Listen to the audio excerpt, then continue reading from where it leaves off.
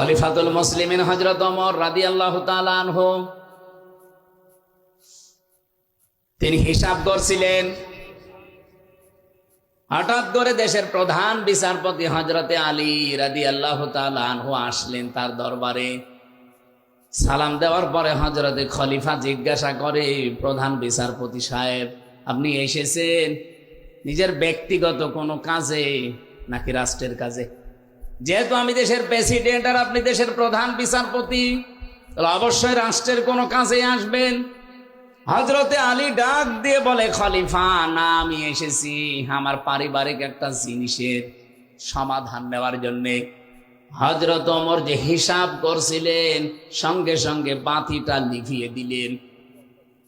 মনের ভেতর একটু দুঃখ লেগেছে প্রধান বিচারপতির, কি আমি দেশের প্রধান দায়িত্বে আছি, আমি এসেছি এই দেশের রাষ্ট্রপ্রধানের কাছে, উনি আমার সম্মানে বাতি যা ছিল আরো জ্বালিয়ে দেবে না, যেটা জ্বালানো ছিল এটাও লিভিয়ে দিল আমার মুখের উপরে, আমার সরাসরি অপমান।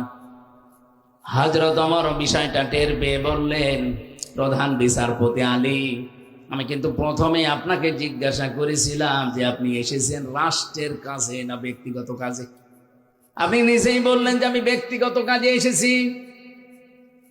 আমি তো হিসাব করছিলাম রাষ্ট্রের, জনগণের টাকায় দিয়ে এই যে তেল কেনা, এটা আমি জনগণের হিসাব করছিলাম। আপনি এসেছেন আপনার পারিবারিক জীবনের বিষয় নিয়ে কথা বলতে। আমি যদি এখন জনগণের এই টাকা দিয়ে কেনা তেল পোড়াতেই থাকি আর আপনার সাথে পারিবারিক জীবন নিয়ে কথা বলি, এটা তো আমানতের খেয়ানত হয়ে যাবে, কিয়ামতের দিন আমি ধরা খেয়ে যাব। হযরত ওমর বলেন, হযরতে আলী বলেন, কথা শোনার পরে ওমরের প্রতি যে রাগ ছিল, রাগ তো মিটে গেছে, শ্রদ্ধা ভক্তি আমার আরো বেড়ে গেল। আমি এখান থেকে একটা শিক্ষা পেয়েছি। এই বাংলাদেশে 1628 জন মানুষ দায়িত্বে ছিল। এই মানুষগুলো যদি হযরতে ওমরের এই টেন্ডেন্সি নিয়ে বাংলাদেশটা চালাতো, আল্লাহর কসম এই দেশটা 16 দিনে দাঁড়িয়ে যেত।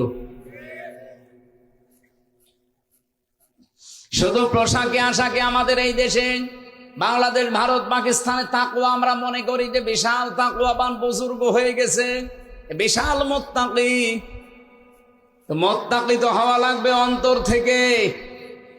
এই 4টা বিষয় যত বেশি আপনার ভেতরে পাওয়া যাবে যে আমি আখিরাতের জন্য সচেষ্ট হয়ে গেছি, আমার জবাবদিহিমূলক আচরণ তৈরি করা লাগবে, আপনি মনে করবেন আল্লাহর দরবার